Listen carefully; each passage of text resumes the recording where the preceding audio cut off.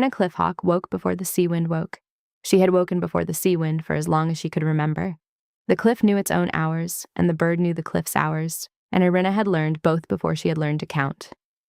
She lay on her back on the low straw and wool bed in her small one-room dwelling on the inland side of the Mews and listened. The wind on the eastern sea ran in 3 long breaths at this hour, and then dropped. She counted the 3 breaths. She counted the drop. Then she swung her legs to the cold, sea-stone floor and dressed in the dark, the bone-white linen tunic over her shoulders, the dark slate-gray trousers tucked into the tall walnut-brown boots, laced up the outside of the calf with dark wax cord, the walnut-brown leather hooded coat over the linen, fastened at the throat with the small bone toggle, the wide leather belt at her waist with the small leather wallet on the left, the small bone marker beside it, the short, dark iron knife on her right, the gauntlet she did not yet put on. The gauntlet went on at the perched stone bench, never before. She wound her cornrows tight at the nape with a fresh, dark wax cord and pulled the hood of the coat up. The hood smelled of cliff salt and old leather. It always smelled of cliff salt and old leather. It had smelled of cliff salt and old leather when her mother had worn it, and when her grandmother had worn it before her mother. It was the same coat. She stepped out into the dark. Skara was already at the path, sitting on her haunches at the door, the dark fawn gray of the wolf almost invisible against the dry-laid gray sea stone of the dwelling wall. Skara had been waiting. Skara always waited. "Morning," Irina said quietly, and Skara rose without a sound and followed at her left heel. The eastern sky was beginning to lift in one long soft band of pale gray low above the sound water. The high overhead was still the deep slate gray of the night. There were no clouds. The sea wind ran in its 3 long breaths and dropped, and the gulls had not yet come up off the cliff face. The cliff path was hers. She came to the head of the Mews and stopped. Havitr III stood on the high perch stone, the second from the inland end of the front row, hooded in her small walnut-brown leather hood. The single small bleached white plume of swan down on the crown of the hood lifted and dropped once in the sea wind. Irina stood at the head of the Mews and looked at the bird for a long moment without moving. Skara sat beside her left boot. It was the same long moment Irina's mother had taken before going to the perch stones each morning, and Irina's grandmother before her mother. The bird needed to know that the falconer was at the head of the Mews. The bird needed to hear the falconer's breath. The bird heard it. Havitr lifted her hooded head once. The small silver hawk bell at her right ankle gave a single soft note in the dark, no louder than the rim of a small earthenware cup against another small earthenware cup. "I am here," Irina said quietly in her low, even pitch. "I am at the head of the Mews." Havitr lowered her hooded head. Irina walked to the heavy oak door of the Mews chamber and pushed it open. Inside, the chamber smelled of old leather, of bleached straw, of bone-white linen, of the wax of the small tapers on the inland wall bench. She lit the small wax taper from the flint and steel beside it. The flame took on the second strike and threw a soft yellow circle on the dark walnut-brown timber of the perch stone bench, on the small dark iron weighing scales, on the small wooden chest, on the small bone marker laid out beside the chest. She put on the gauntlet now. She drew the walnut-brown leather glove up over her left hand, settled the lacing on the outside of the forearm with 2 slow even pulls of the dark wax cord, and tied off the cord at the wrist. She flexed her left hand inside the gauntlet twice, slowly until the leather settled. Then she took the small bone marker from the bench in her right hand and stepped back out under the thatched canopy. Havitr lifted her hooded head again at the sound of the door. "It is me," Irina said quietly. "It is morning." She walked to the second perch stone and stopped 1 pace short, as her grandmother had taught her at age 6. The bird needed to feel the falconer come and stop, not come and arrive. She held still for 1 long breath. She held still for a second. On the third, she stepped the last pace, lifted her left hand slowly, and offered the gauntlet to Havitr's feet. Havitr stepped onto the gauntlet without hesitation. The single small silver hawk bell at her right ankle gave its single soft note. The bird was light on the glove. She had been light on the glove for 93 days now, and Irina was the only one who knew exactly how light she had been each of those 93 days. She carried Vetter to the inland wall bench, set the bird on the standing perch, and put the small, dark iron weighing scales between the perch and the chest. She weighed the bird first, 26 ounces and a half, 2 ounces light of full health. She wrote the figure with the knife tip into the soft, pale wax of the bone marker beside the 93 other figures cut into it over the past 93 days. She weighed the morning meat roll next. The morning roll lay on a small bleached white linen square on the bench, brought up from the lockup at second bell by Thomas while she slept. The roll should weigh 6 ounces. The roll weighed 4 ounces and a quarter, the same as yesterday. A third short. 93 days. She wrote the figure on the bone marker. Then she did the inspection. The inspection was the same one her mother had done at this dawn. On this bench, with this bird's mother on the standing perch, 11 winters and more ago. The same inspection her grandmother had done with this bird's grandmother 26 winters before. Irina did it slowly and without speaking. She lifted Havitter's left wing first and ran her thumb along the underside of each primary feather from shaft outward to tip. She counted 10 primaries on the left wing. She found nothing. She lifted Havitter's right wing. She counted 10 primaries on the right wing. The 4th primary on the right wing was cut at the shaft. Irina stopped. She did not move her thumb. She did not breathe loudly. She did not let the gauntlet shift under the bird. The cut was clean. The cut was at the shaft, half a finger width above the quill base, made with a fine dark iron knife. The cut was fresh. The shaft was still pale where it had been opened. The feather above the cut was gone. Someone had taken it. The bird had been worked on at second bell of night. Irina lifted her thumb away from the feather, set Havitter's right wing back against the bird's flank, and stepped back from the perch with her left hand still under the bird and her right hand at her side. This was the 5th cut primary in 9 months. She had 4 feathers in the wallet. The 5th was somewhere, under Joran's coat, on the path down to Stormwarden Keep, in the backyard of the keep, by his quarters door. She did not know where the 5th was. She would find it. She slipped the small walnut-brown leather hood back over Vider's eyes with her right hand and tightened the dark wax cord at the throat of the hood. The single small bleached white plume of swan down on the crown of the hood lifted once and dropped. "You will fly," Irina said quietly to the bird. "You will fly." She did not know yet whether she meant tomorrow or not. She thought she meant tomorrow. She did not say tomorrow. She stepped back out under the thatch canopy with Vitter on her left glove and walked to the high perch stone. She set the bird on the perch stone, tethered the small walnut-brown leather jess to the small dark iron tether ring with the same simple loop her grandmother had tied at this perch stone 44 winters running. The single small silver hawk bell at the bird's right ankle gave its single soft note. The eastern sky was lifting now. The pale gray low band above the sound water had widened. The first gull came up off the cliff face, held the updraft for a moment at her shoulder height, and then climbed on the wind. Havitter did not turn her hooded head toward the gull. Havitter knew the sound of a gull, and Havitter did not bother with gulls. A footfall came at the head of the cliff path. Irina heard it before Skara heard it. Skara heard it a half-breath later and turned her dark fawn-gray head toward the path. It was Thomas. Thomas came up the path with the small, bleached white, linen-wrapped tray of the 2nd meat roll in his right hand and a small walnut-brown leather satchel over his left shoulder. He stopped at the head of the Mews when he saw her and bowed his head once. "Morning, falconer." "Morning, Thomas." She kept her voice low and even, the same pitch she used for the bird. The boy was learning the pitch. "Come." Thomas walked under the thatch canopy and laid the tray on the inland wall bench next to the bone marker. He did not look at Fitcher on the high perch stone. The boy had learned not to look at the bird until the falconer told him to.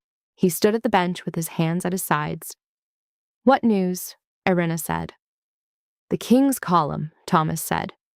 "Captain Drovar's outriders were sighted at dusk last evening, riding the cliff road from the south. The column itself made camp at the 3 Shar ford for the night. They will reach the keep by mid-morning today." He paused. "And Master Jorand came up to Stormwarden Keep at second bell of last night. I saw him. I was at the cliff path mouth, as you told me. He went down to the keep gate house and stayed an hour. Then he came back up. I did not let him see me." Irina nodded once, slowly. "Good. There is more." Thomas took a thin, folded square of bleached gray vellum from the satchel and laid it on the bench next to the bone marker. "Old brother Olivar gave me this. He said I was to give it to you with my own hand at first light, and to no one else." She looked at the folded vellum. She did not yet open it. She knew what it was. "What else does he say?" "He says he will come up at the 2nd hour after first light himself, to bring the perch stones their like and blessing. He says he will come alone. He says you will know what he means." "I know what he means." Thomas waited. "The king has called the autumn circuit hawking. Tomorrow at high noon, Captain Drovar's outriders set it at the keep gate. The Lord of Stormwarden Keep has had the cliff edge swept and the king's seat dressed. The Queen Mother rides with the column. Irina nodded. She had thought it would be tomorrow at high noon. She had thought it for 9 months. Walk Haviter in the windyard. Slow. 3 full circuits at the slow pace. Do not let her open her wings. I will weigh the second meat roll while you walk her. Yes, falconer. Thomas. Yes, falconer. You did well at second bell. You did very well. The boy did not smile. The boy had learned not to smile at the perched stone bench. He nodded once, the way she nodded, and stepped past her and lifted Fitter from the high perched stone onto his own gauntleted left hand with the same slow hesitation she had taught him. Fitter stepped onto his glove without hesitation, because Thomas had been on the bench every morning for 2 winters, and the bird knew his hand. Thomas walked the bird out toward the small wynyard behind the Mews. Skara rose from her place at Irina's left boot and followed at 3 paces, the way she had been taught. She would sit at the gate of the wynyard and watch and not enter. Irina stood alone under the thatch canopy with the tray of the second meat roll on the bench and the thin folded square of bleached gray vellum next to the bone marker. She lifted the second roll onto the scales. 6 ounces, full weight. So Jorund had cut the morning roll and not the second. He cut the morning roll because he could cut it without Thomas counting, because Thomas brought it up at second bell when Thomas was a child of 12 and asleep in his small cell at the chapel, and Jorund cut it in the lockup himself between second bell and the dawn. The second roll Thomas brought up at first light when the boy was awake, and Thomas could count. She wrote the figure on the bone marker, 6 ounces. Then beside it she wrote the morning figure again, 4 ounces and a quarter, 93 days now. She unfolded the bleached gray vellum slowly. The vellum carried old brother Olivar's plain ink hand in the small, careful letters of a chapel brother who had been writing slowly for 43 winters. There were 7 dates on the vellum. There were 7 times beside the dates. The earliest date was 62 days back. The most recent date was last night. All 7 were second bell of night. All 7 were the master of Mews. Irina looked at the 7 dates for a long time. The cliff wind ran its 3 long breaths and dropped. The first gulls were up now in numbers. The eastern band of pale gray above the sound water was the color of bleached straw. She folded the vellum once, slowly. She folded it again. She slipped it into the small leather wallet at her hip, beside the 4 cut primaries. The 5th primary she would find. She had the rest. She walked back into the Mews chamber, took the small dark iron key from the wooden chest, and went to the lock-up door behind the perched stone bench. She unlocked it with her own key. The lock-up smelled of meat rolls and the thin cold of dry-laid gray sea stone. The morning rolls for the next 8 days hung from small dark iron hooks on the inland wall, each wrapped in a small bleached white linen square. She lifted the first roll from its hook and weighed it on the scales. 4 ounces and a quarter. She lifted the second. 4 ounces and a quarter. She lifted the third. 4 ounces and a quarter. She set the 3 rolls back on their hooks, locked the lockup behind her, and put the key back in the chest. The cliff wind ran its 3 long breaths and dropped. She would not let the bird fly tomorrow short. She would speak at the second hour, to old brother Olivar, when he came up with the lichen blessing for the perched stones. She would speak again at the cliff edge tomorrow at high noon, when the king came up. She would speak at the cliff edge in front of all of them, with the 4 cut primaries in the leather wallet at her hip, the 7 dates on the bleached gray vellum, and the bone marker with 93 days of the rationed roll cut into its soft, pale wax. She would let the bird fly first. She would let the bird show them what the line of Cliffhawk had given to the line of Stormwarden for 61 winters. Then she would speak. She stepped back out under the thatch canopy. The first full daylight was on the cliff edge now, pale and gray and clean. The autumn circuit was here. Old brother Olivar came up at the second hour after first light, alone, on foot, with a small dark walnut-brown wooden tray balanced on his right hand and a small dark iron kestrel pin at the throat of his bleached gray wool habit. The cliff path knew his footfall, slow even, a long pause every 6 paces for the breath at his age. Irina heard him from the head of the Mews and went to meet him at the bend. "Brother! Falconer!" He set the tray down on the head of the cliff path on a small, flat-faced gray sea stone that had been polished there by 43 winters of his own trays. On the tray was a small bleached white linen square, a small palmful of soft pale gray lichen scraped from the chapel stone of the Kestrel Chapel, 3 small bone-white wax tapers, and a small earthenware cup of clear water from the chapel font. "The lichen blessing," he said, "for the perch stones." "Thank you, brother." He did not move yet. He stood at the head of the cliff path with his hands at his sides, the way Irina stood, the way Eric would stand at the cliff edge tomorrow at high noon. He looked down the cliff path toward the sound water. The pale gray overhead was lifting. The first full daylight was on the cliff edge. "The vellum," he said quietly. "Did the boy bring it?" "He brought it. I have it." 7 nights. 7 nights, second bell. He went down through the kestrel chapel each time, old brother Olivar said. He did not pray. He waited at the chapel door for the second bell of the keep below to ring up the cliff, then he went down. He came back up at the third bell every time. I watched from my cell window. Why did he go down through the chapel? The cliff path mouth above the keep gate is watched by the keep guard. The chapel door is not. From the chapel he goes round the keep wall to the gatehouse at the back, where his cousin's man is stationed each fortnight at second bell with small wrapped parcels from the south. What is in the parcels? Silver, and once a young southern peregrine on a small wicker carrying stand. She came up 41 days ago. I saw the wicker on his back. He took her to the lockup at the back of the Mews. There is a southern peregrine in his lockup, Irina said. She did not phrase it as a question. 41 days now. Irina stood still for a long breath. The lockup at the back of the Mews chamber was Joran's. The small, dry-laid gray sea-stone room, with its own heavy oak door and its own dark iron lock, where Joran kept the keep's trapping nets, and the hood leather, and the spare tether rings, and the wicker carrying stands. She had no key. The master of Mews had the only key. Tomorrow at high noon. He will bring her up to the cliff edge himself. He will say the king's bird is unfit. He will offer the southern peregrine. He will ask the king to take her on the king's glove. Yes. What will you do?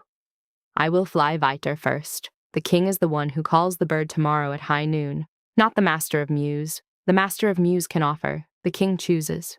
And after I will lay the 4 cut primaries on the cliff stone at the king's foot, and the bone marker, and your 7 dates. Old brother Olivar nodded once, slowly. I will be at the chapel stone tomorrow at high noon. I will come up if you call. Thank you, brother.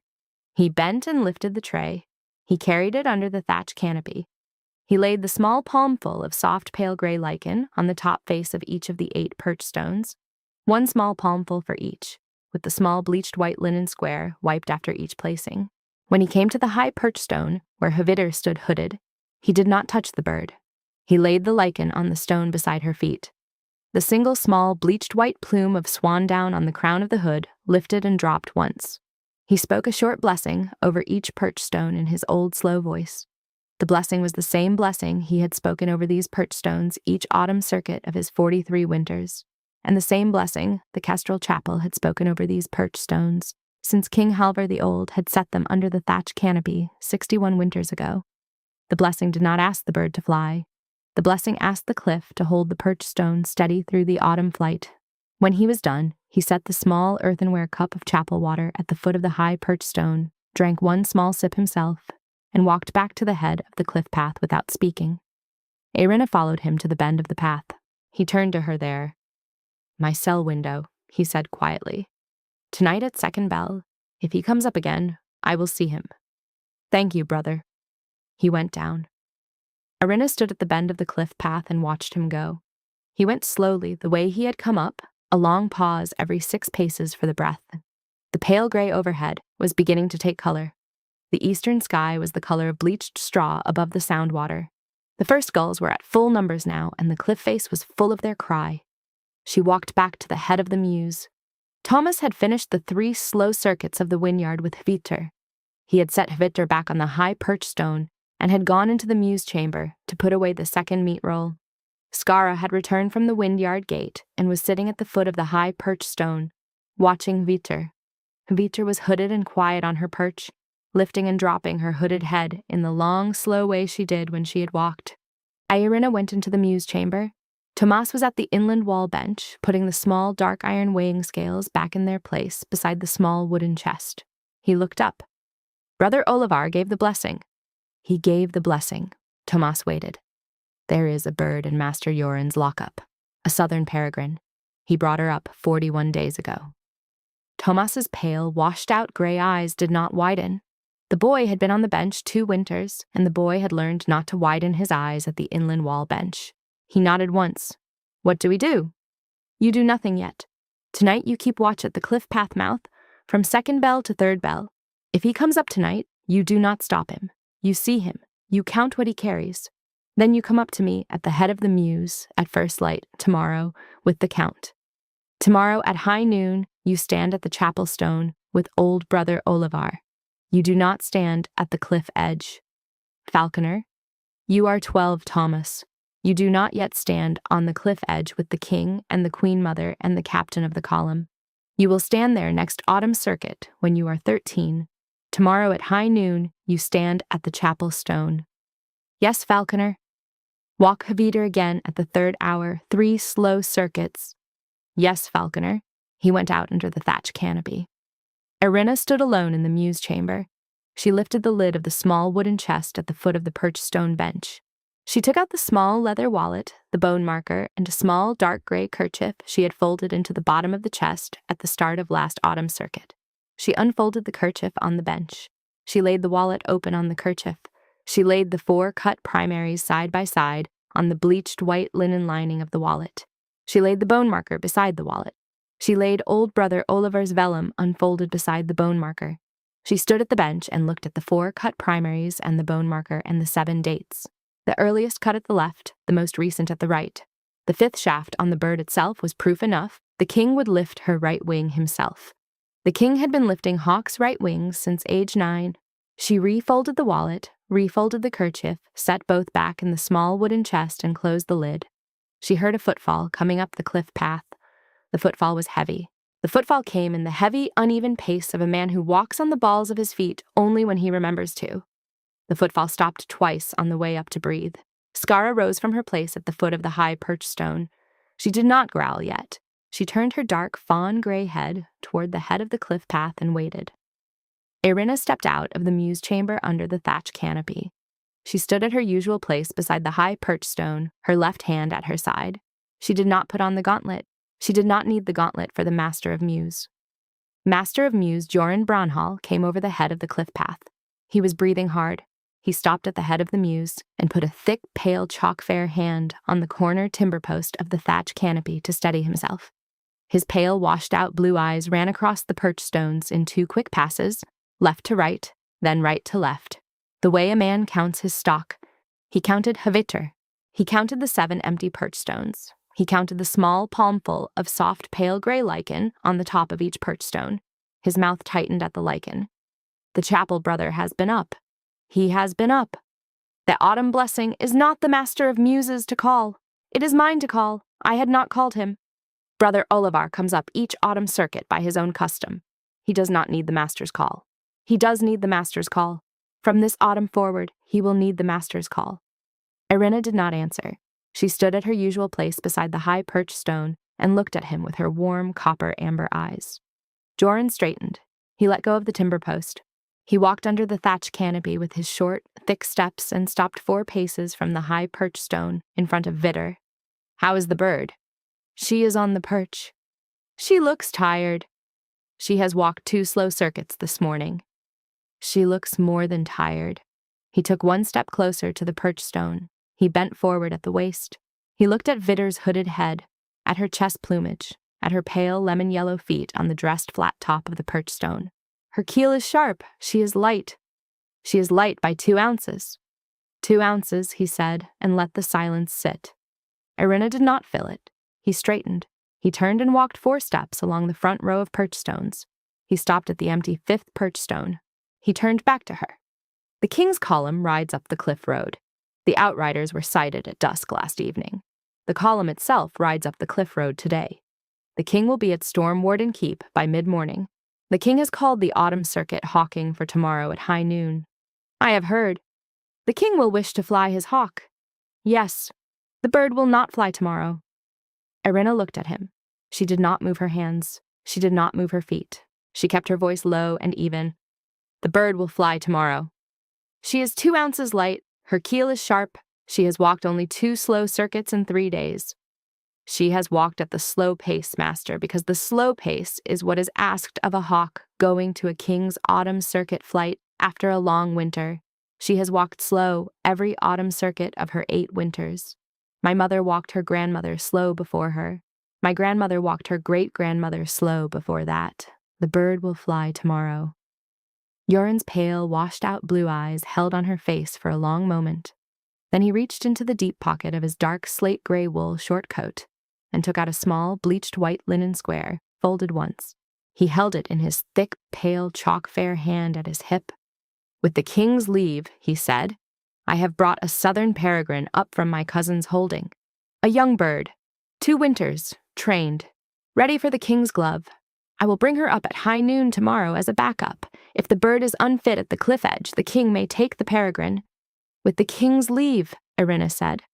Her voice did not rise. "Has the king given his leave?" "It is a matter of the master of Mews. It is a matter of the king. The king has not given his leave. The king has not yet been to the keep.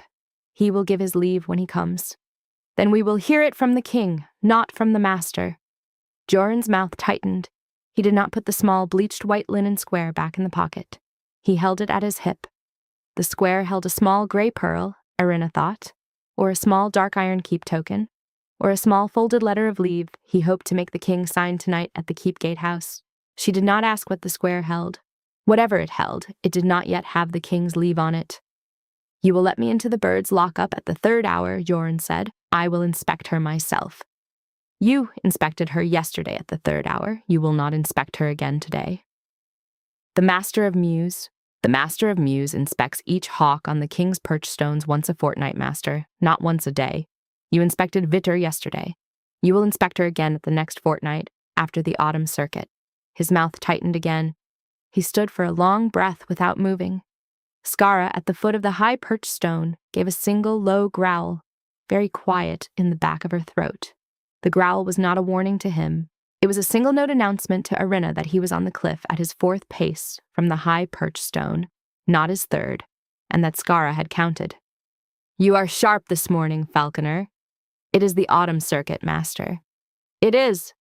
He turned. He walked back to the head of the Mews. He stopped at the head of the cliff path and looked back over his shoulder. "At high noon tomorrow," he said, "the king will take the bird he chooses to take. You should remember that the master of Mews speaks with the king at the cliff edge, and the falconer speaks when the king asks the falconer to speak." "I will remember, master." "Good." He went down. Skara rose from the foot of the high perch stone and walked 3 paces toward the head of the cliff path, her dark fawn-gray shoulders low. She did not pass the head of the path. She stopped at the very top step. She watched Joran go down. Then she gave one low, long growl at his back, longer than the first, and turned and came back to the foot of the high perch stone and lay down with her chin on her front paws. Irina stood under the thatch canopy and watched the cliff path until Joran was out of sight at the bend. Then she went into the Mews chamber and opened the small wooden chest at the foot of the perch stone bench. She took out the small leather wallet of cut primaries, the bone marker, the small dark gray kerchief, and old brother Olivar's bleached gray vellum. She wrapped them all together in the kerchief. She tied the kerchief at the corners with a single dark wax cord. She set the small bundle on the inland wall bench beside the small wooden chest in plain view. It would stay on the bench in plain view until tomorrow at high noon. She would carry it to the cliff edge in her right hand. The king's column came up the cliff road at mid-morning. Irina heard it from the head of the Mews. First the slow, even sound of horse hoofs on the dressed gray sea stone of the cliff road below, then the soft clink of dark iron tack at the second turn of the road, then nothing for a long while as the column passed under the cliff face out of the wind, then the slow, even sound again as the column came round the last bend and rode into the keep yard at Stormward and Keep below. She stood at the head of the Mews and listened.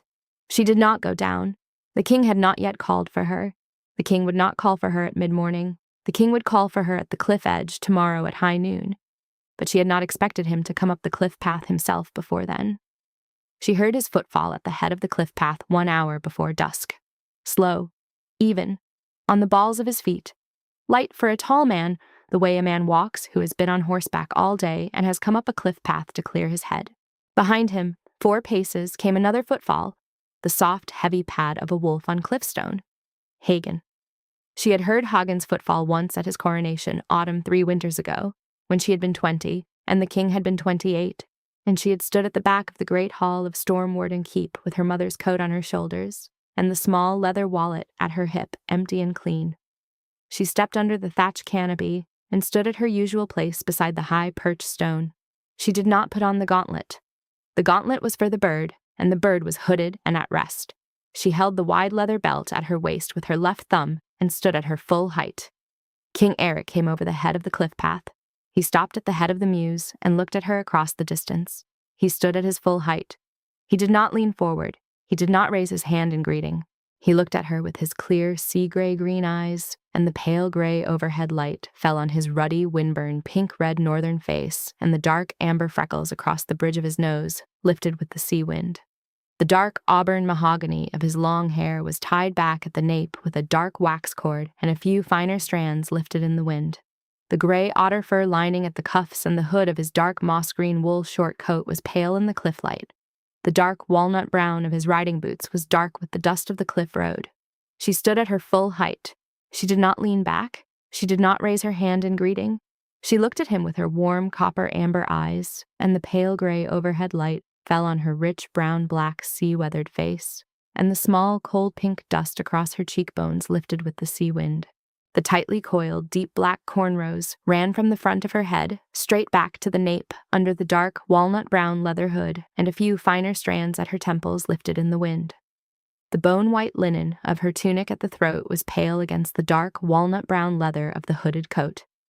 The dark walnut-brown of her boots was dark with the dust of the cliff path. They stood at the same eye level on the level path. Neither lifted a hand, neither lowered the head. The cliff wind ran its 3 long breaths and dropped between them, and the gulls held the updraft at their shoulder height on either side. Hagen came round the king's left side and sat at his left foot. The deep red-brown of the wolf's coat was the color of the dark auburn mahogany of the king's hair. The silver-frosted ruff at Hagen's neck lifted and dropped once in the sea wind. Skara rose from her place at the foot of the high perched stone and walked 3 paces forward to sit at Eirina's left foot. Skara's dark fawn gray was the color of the cliffstone behind her. The 2 wolves looked at each other across the distance and did not move and did not growl. The king spoke first. "Falconer." "Sire." "The bird is on the perch." "She is." He walked under the thatch canopy. He walked slowly on the balls of his feet. He stopped 1 pace short of the high perch stone, the way Eirina stopped 1 pace short, the way she had been taught at age 6, and the way he had been taught at age 9. He held still for 1 long breath. He held still for a 2nd long breath. On the 3rd long breath, he stepped the last pace and lifted his right hand slowly, not the gauntlet hand, the bare hand, and laid 1 bare finger gently on the small, bleached white plume of swandown on the crown of Habiter's hood. He held the finger there for a long count. It was the gesture his grandfather had used. Irina's grandmother had told Irina's mother, and Irina's mother had told Irina, and now Irina saw it for the first time on a king. He laid the finger gently, as a man lays a finger on a dressed child's brow at first sleep. He held it there for the count. He took the finger away. "She knows you," he said quietly. "And I her," Irina said. He stood at the high perch stone for a long moment looking at the bird. He lifted Habiter's left wing, slowly, carefully, with the same hesitation Irina had used at the dawn, and ran his bare finger along the underside of each primary. He counted the 10 primaries on the left wing. He found nothing.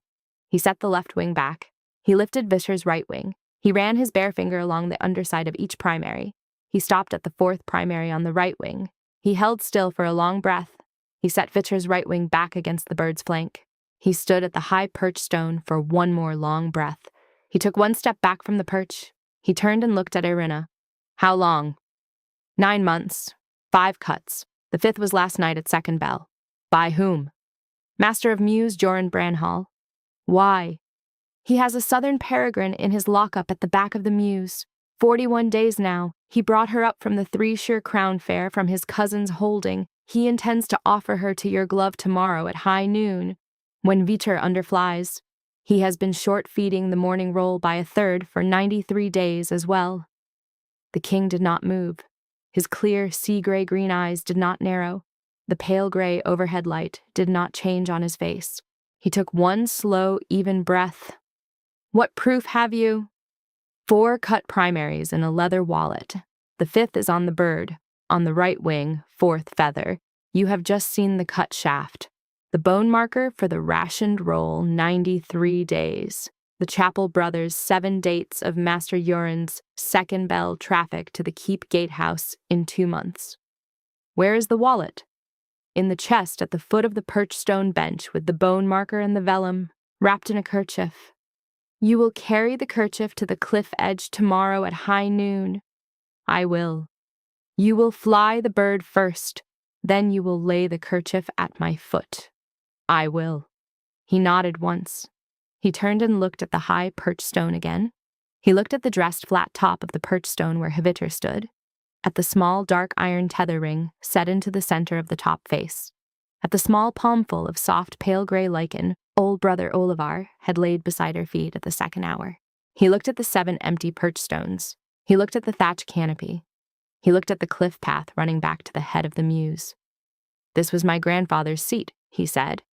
He was looking at the single low, dry-laid gray sea-stone seat at the south end of the level path. The small gray pearl set into the head of the backrest caught the pale gray overhead light for a moment. It was.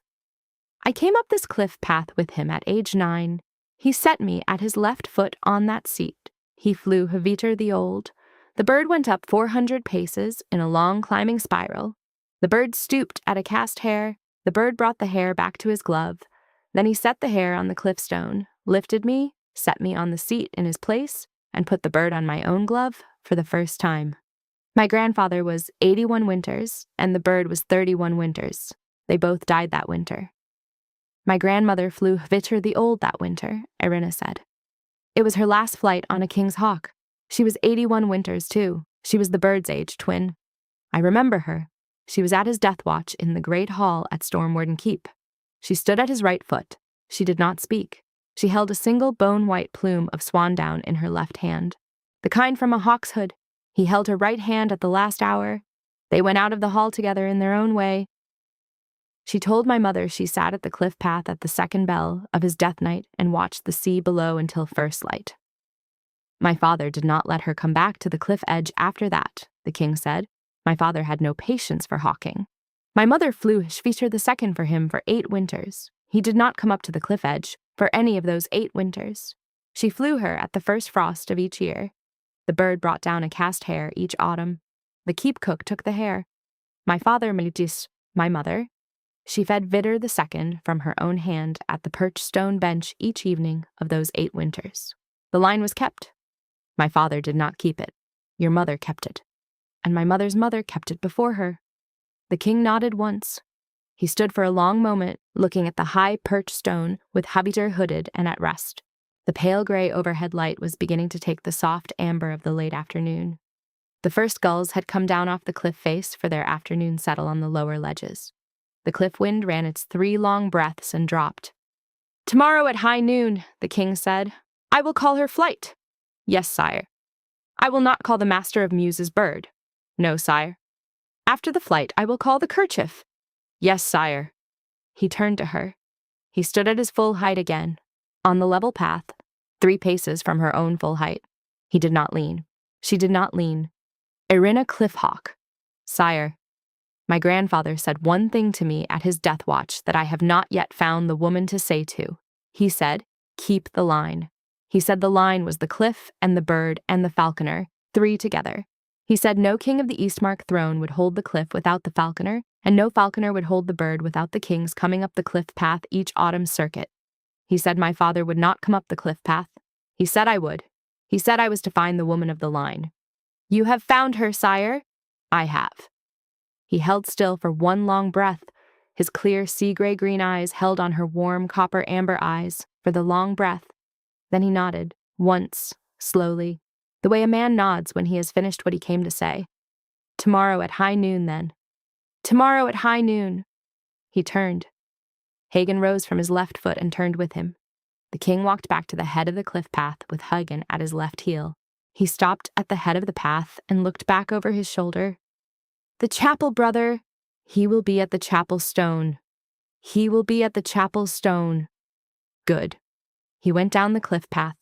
Irina stood under the thatch canopy, and watched until he was out of sight at the bend. Skara came back from the foot of the high-perched stone and laid her chin on Erinna's left boot. The pale gray overhead was turning to the soft amber of dusk. The first stars were not yet up. She looked at the high-perched stone. Hvitter lifted her hooded head once, slowly. The single small, bleached white plume of swan down on the crown of the hood lifted and dropped once in the sea wind. The single small silver hawk bell at the bird's right ankle gave its single soft note. "Tomorrow at high noon," Erinna said quietly in her low, even pitch. Hvitter lowered her hooded head. The cliff wind ran its 3 long breaths and dropped. High noon at the cliff edge. The pale gray overhead had burned off to a pale, clear blue at the high overhead, and only the long, low band above the sound water held its pale gray of the morning. The sea wind had steadied into the long, even autumn noon breath, 3 breaths and a drop, the way Hvitter the Old had liked it 61 winters ago, and the way Hvitter the Second had liked it 44 winters and 19 winters ago, and the way Hvitter the Third had liked it for 8 winters now. The cliff face was full of gulls. The sound water below was the deep slate gray green of full autumn daylight. Erinna stood on the level path at the cliff edge with Hvitter on her left glove. Hvitter was hooded. The single small bleached white plume of swan down on the crown of the hood lifted and dropped in the sea wind. The single small silver hawk bell at the bird's right ankle gave its single soft note each time the wind dropped. Skara sat at the foot of Erinna's left boot, her dark fawn gray low against the dressed gray sea stone of the path, her pale honey amber eyes on the head of the cliff path.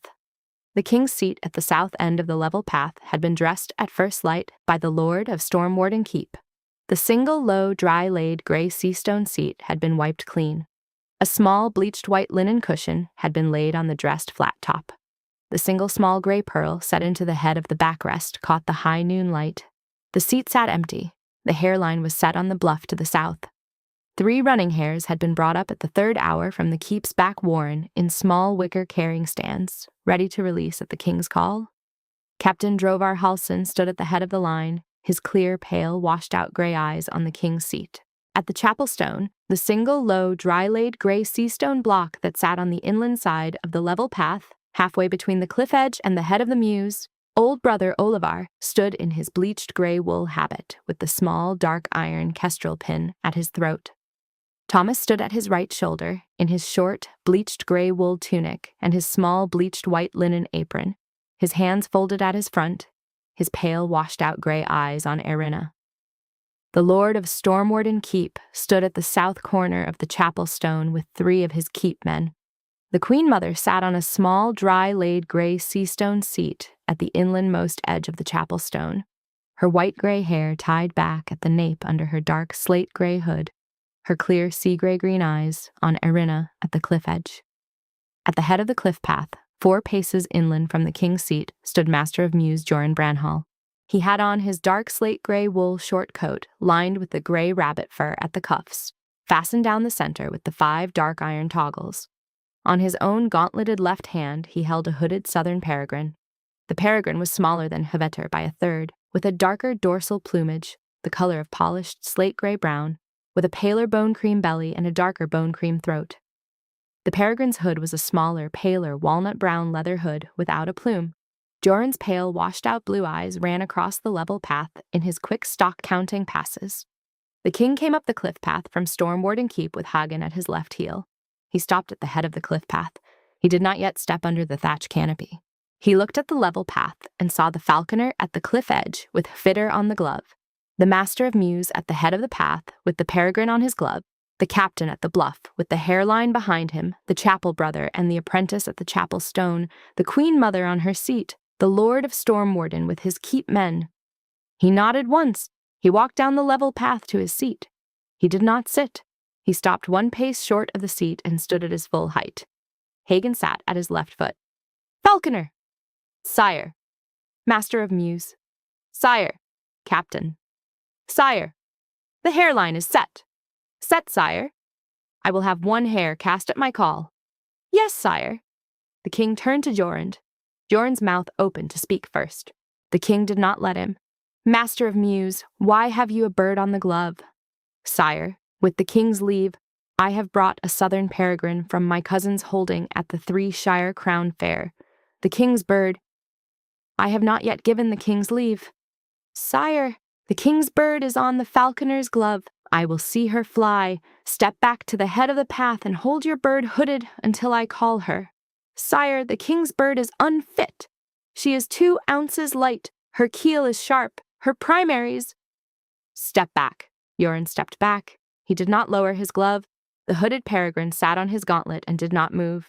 The king turned to Irina. He stood at his full height on the level path, 3 paces from the king's seat. The small gray pearl on the head of the backrest, catching the high noon light at his shoulder.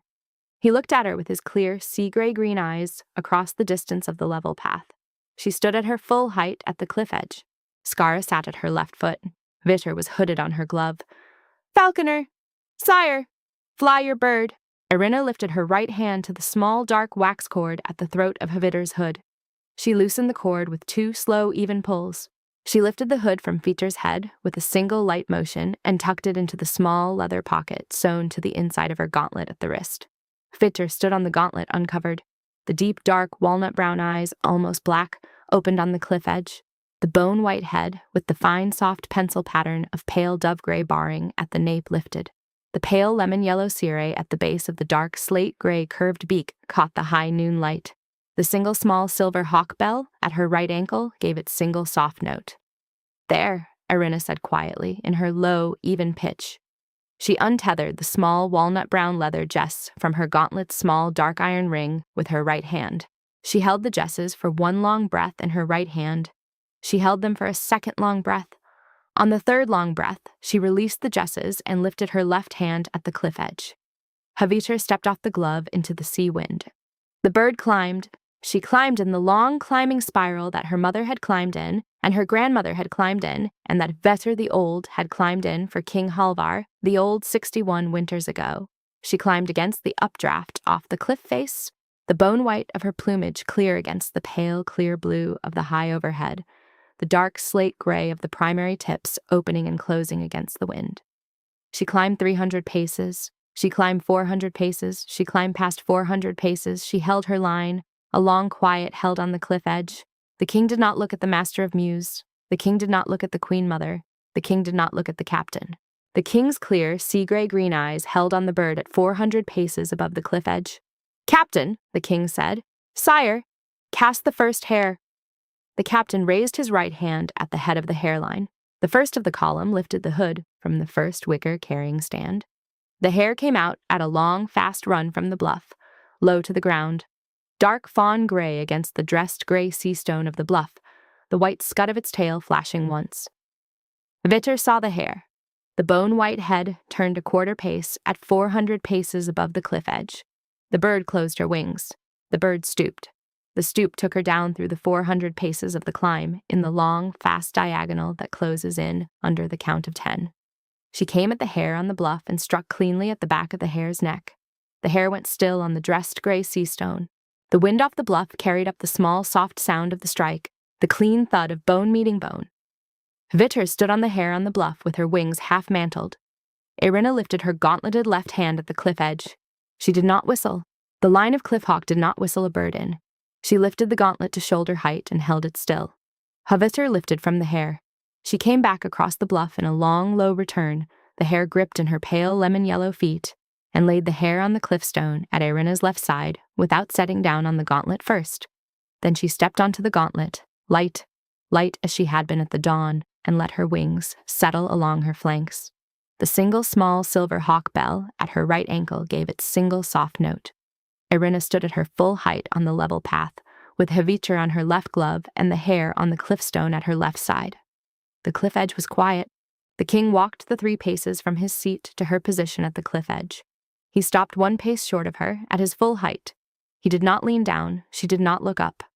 The level path was level, and they met level, at the same eye-line, the way they had met at the head of the Mews, at 1 hour before dusk yesterday, and the way her grandmother had met King Halvar the Old, at this same place 61 winters ago. That was a king's flight, he said. It was a king's flight. He looked at the hare on the cliff stone. He looked at the bird on her glove. The other 2 hares we will not cast. No, sire. The flight is enough. It is, sire. He nodded once. He turned to look back along the level path toward the chapel stone, toward the Queen Mother, toward the captain at the bluff. He did not look at Jorund. Falconer. Sire! The kerchief! She knelt at her position, with her left hand still holding the gauntlet steady under Fitter. She did not kneel to the king. She knelt to lay the small, dark gray kerchief at his foot. She set the kerchief on the dressed gray sea stone of the level path. She untied the dark wax cord with her right hand, slowly. She opened the kerchief. The 4 cut primary feathers lay in their order on the bleached white linen of the small leather wallet, the earliest at the left, the most recent at the right. The bone marker lay beside the wallet, the soft, pale wax cut with 93 figures. Old brother Olavar's bleached gray vellum lay unfolded beside the bone marker, the 7 dates and the 7 times in his slow ink hand. Eirina stood up. She kept her left hand under Haviter. She held her right hand at her side. Sire! Falconer! These 4 primary feathers were cut from my bird in the Master of Mews's lockup at the back of the Mews chamber, at second bell of night, on 4 nights over the past 9 months. The 5th was cut last night at second bell.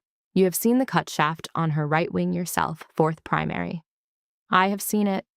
The bone marker carries the morning meat roll weight at 4 ounces and a quarter against a true weight of 6 ounces for 93 days. The morning rolls are kept in the lockup at the back of the Mews chamber. The Master of Mews holds the only key to that lockup. He does. The Chapel Brothers' vellum carries the dates and the times of the Master of Mews's traffic to Stormwarden Keep Gatehouse at second bell of night on 7 nights over the past 2 months. The Chapel Brothers saw him from his cell window. The king did not look at the kerchief. He had heard her at the perch stone yesterday. He had seen the cut shaft himself. He turned to the chapel stone. Brother Olavar. The old man stepped forward from the chapel stone. He came across the level path slowly, the long pause every 6 paces. Sire. You wrote the dates. I wrote them, sire. You watched from your cell window. From my cell window, sire, on 7 nights in 2 months at second bell. The Master of Mews went down through the chapel door to the keep gatehouse and back up through the chapel door at the 3rd bell each time. On the first of the 7 nights, he came back up with a small wicker carrying stand on his back. The carrying stand held a hooded bird. He took the bird to the lockup at the back of the Mews. The king turned to Eirina. That bird is in the lockup now. I have not opened the lockup, I have not the key, but the chapel brother saw the wicker stand come up 41 days ago. The bird has been in the lockup 41 days. The king turned to Jorund. Jorund's pale, washed-out blue eyes were fixed on the cliff edge over the king's right shoulder. He did not move. The hooded southern peregrine on his gauntlet did not move. Master of Mews, the king said quietly. Jorund did not speak. Open your hand. Jorund did not move. Captain. Captain Drobar walked from the head of the hairline down the level path to the head of the cliff path. He stopped at Jorund's left side. Master of Mews, the captain said in a voice as low and even as Eirina's. Your hand, the bird also. Jorund's mouth opened. He did not speak.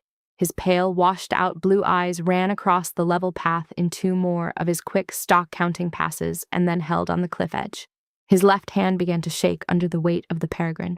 The peregrine herself turned her hooded head a 1/4 pace toward the captain. My cousin, Jorund said. My cousin's bird. I had thought. Hand.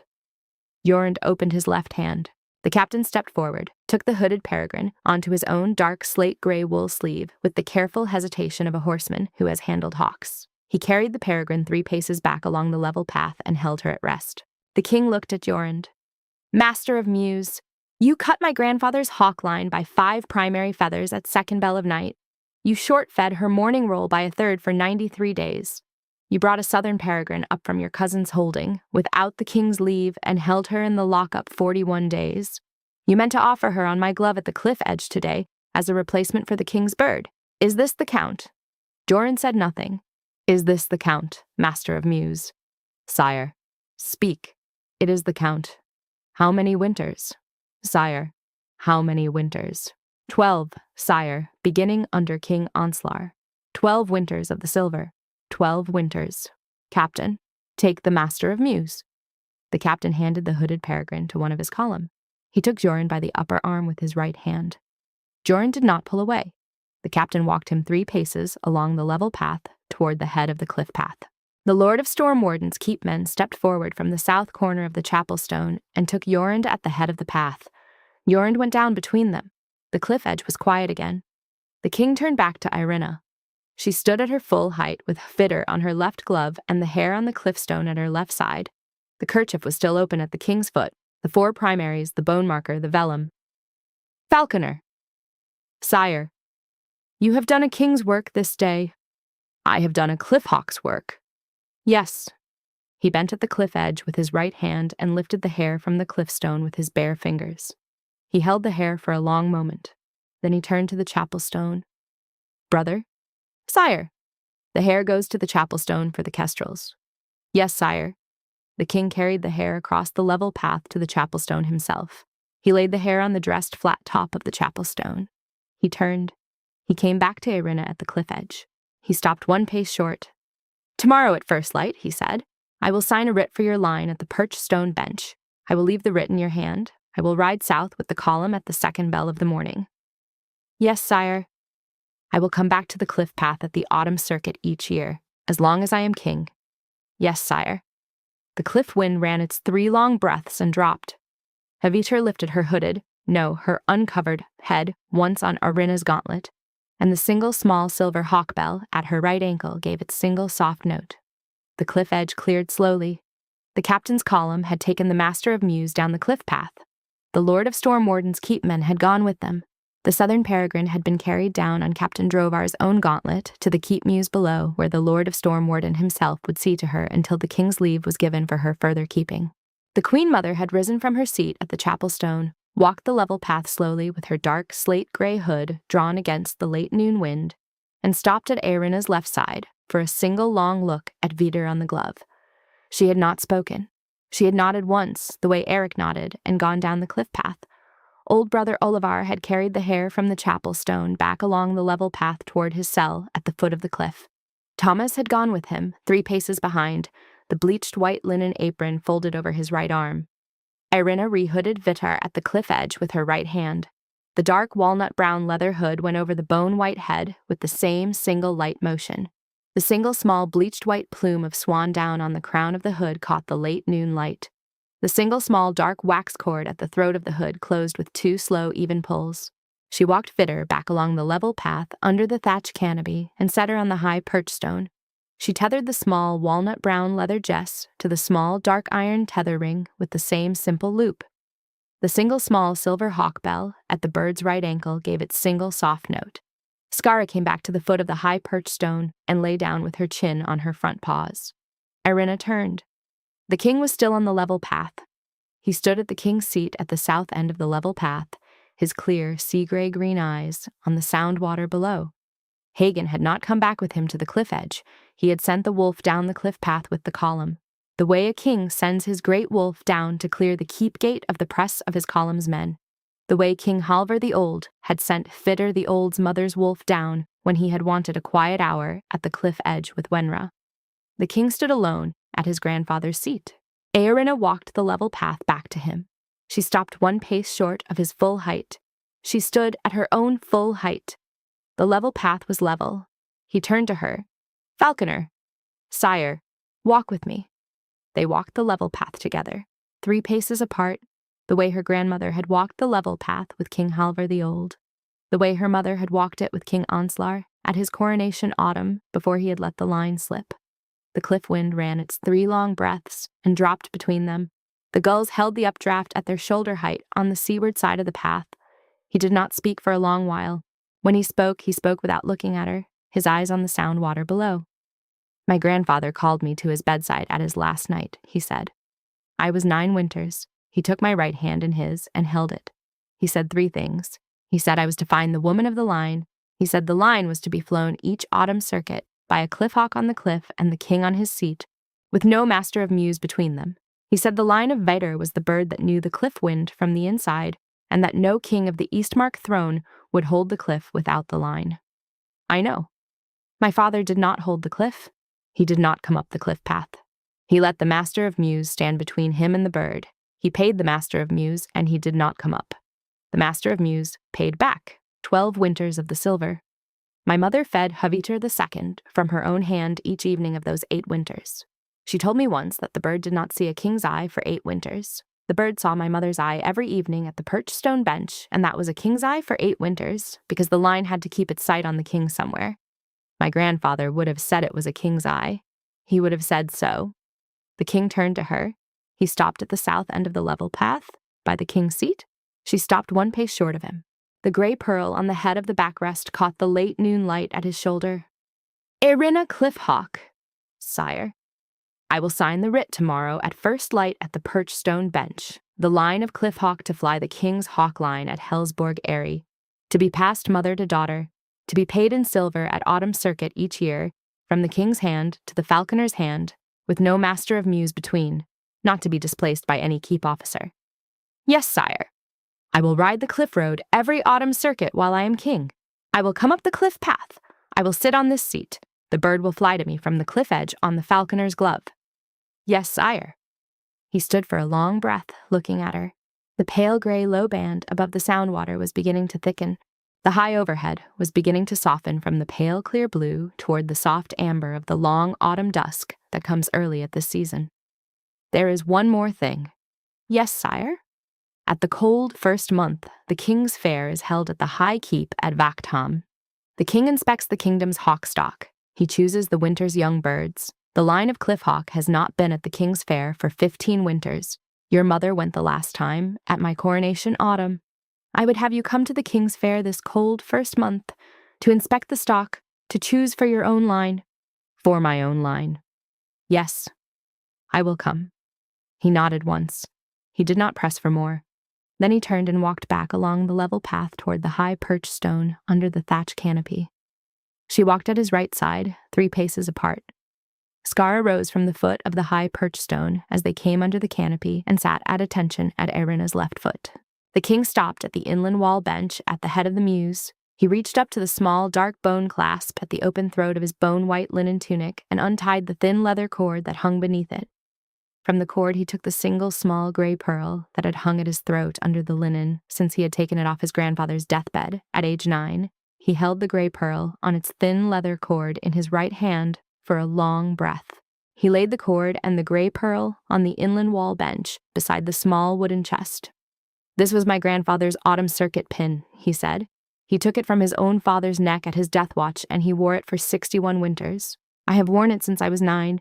It is for the cliff, not for the high keep. It belongs at the perched stone bench." "Sire." "Wear it at the perched stone bench, falconer. Wear it at the cliff edge tomorrow when I ride out. Wear it at the king's fair at cold first month. Wear it at the autumn circuit each year. Pass it to your daughter when your hands give out. The line of Cliffhawk holds it." She did not lift the cord yet. She looked at it on the bench beside the small wooden chest. The gray pearl in the late noon light was the pale gray of the cliff stone of the perched stones. The thin leather cord was darkened from 61 winters of cliff salt and the body warmth of 3 kings. "I will hold it," she said. He nodded once. He turned and walked under the thatch canopy back to the head of the cliff path. He did not look back. At the head of the path he stopped for one long breath. He looked down at the dressed gray sea stone of the cliff path. Then he went down. Erinna stood at the inland wall bench. She lifted the cord with her right hand. She lifted the gray pearl in the palm of her left hand. She felt the warmth that 61 winters had left in the leather.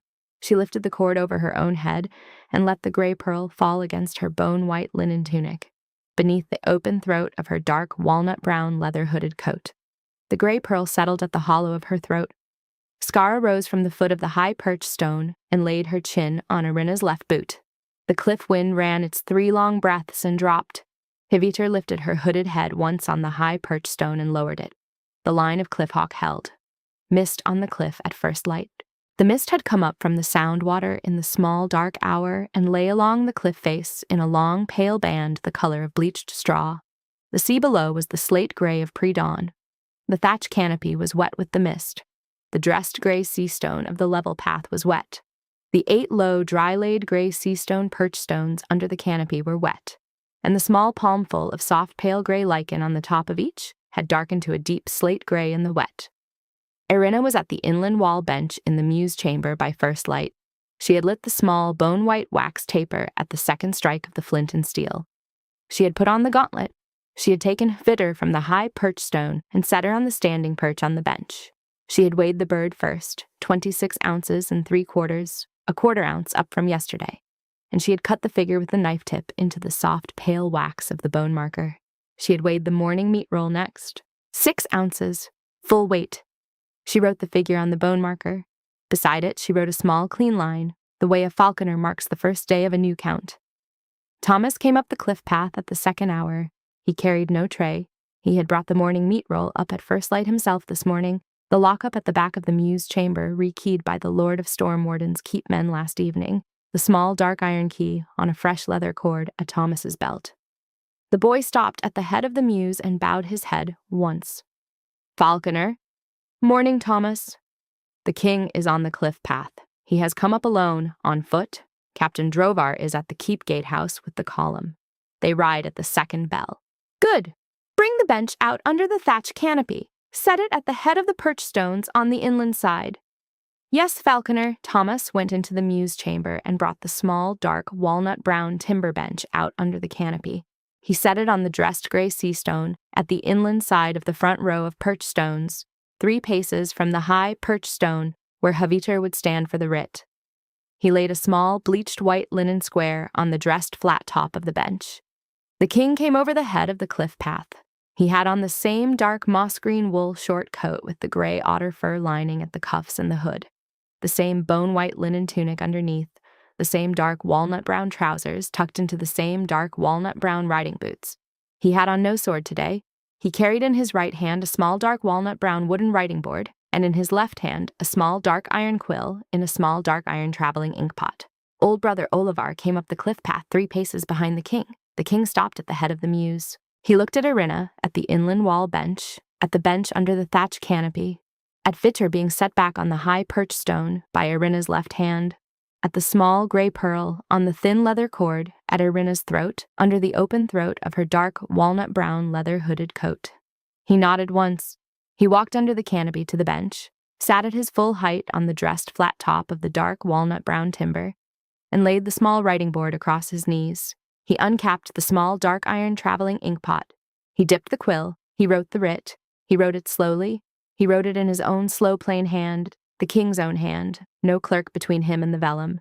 He wrote, "The line of Cliffhawk to fly the king's hawk line at Hellsborg Aerie of the Eastmark Throne, mother to daughter, paid in silver at autumn circuit each year, from the king's hand to the falconer's hand, with no master of Mews between, the line not to be displaced by any keep officer." He wrote the date in his own hand. He signed the writ in his own hand. He held the writ for a long breath in his right hand to let the ink dry. Then he lifted the writ from the writing board and held it out to her in his right hand at the bench. "Falconer." "Sire." She took the writ from his hand with her own right hand. She held it for one long breath.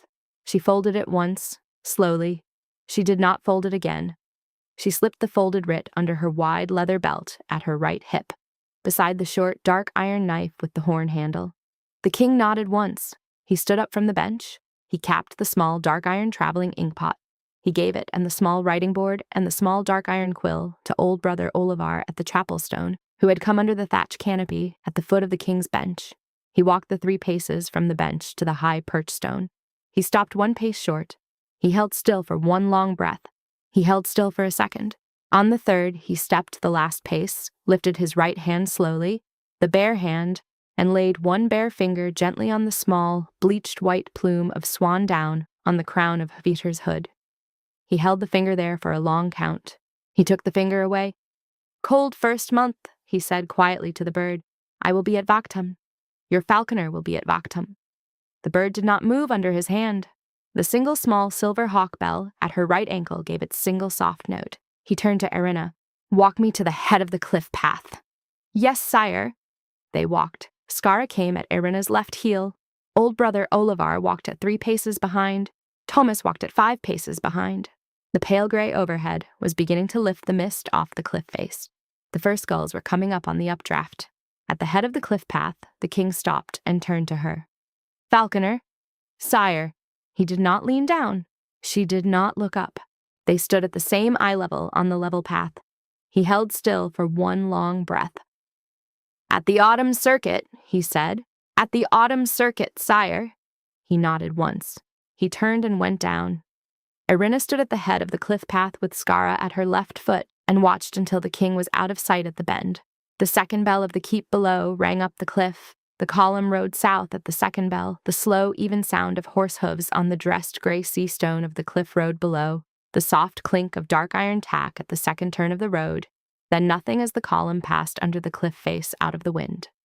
Then the slow, even sound again, far south, on the cliff road, then nothing. The cliff path was hers again. Irina walked back along the level path with Skara at her left heel. She came under the thatch canopy. She came to the inland wall bench. She lifted the small wooden chest lid. She took out the small leather wallet of the 4 cut primary feathers. She emptied the 4 primary feathers onto the bleached white linen of the bench. She would burn them at the chapel stone with old brother Olivar at the second hour. The wallet itself she folded clean and laid back in the chest. She lifted the writ from her belt. She unfolded it once. She read it slowly through in the king's own slow, plain hand. She refolded it. She laid the writ in the chest, in the place the wallet had been. She lifted the small gray pearl on the thin leather cord from her throat. She did not lay it in the chest. She put it back at her throat, against the bone-white linen of her tunic, the way the king had asked her to. She closed the lid of the chest. She turned to the high perch stone. Fesher stood there on the dressed flat top, hooded, the single small bleached white plume of swan down on the crown of her hood lifting and dropping in the late morning sea wind. "Walk 3 slow circuits at the slow pace, Thomas," Irina said quietly in her low, even pitch. "Yes, falconer." The boy lifted Vitter from the high perch stone onto his own gauntleted left hand and walked her toward the small wynyard behind the Mews. Skara followed at 3 paces behind. Irina stood alone under the thatch canopy. Next autumn circuit was a year away. The king would be at Vaktam at cold first month. She would be at Vaktam at cold first month.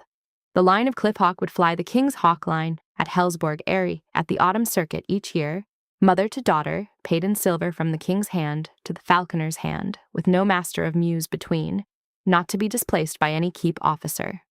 The cliff wind ran its 3 long breaths and dropped. The line held.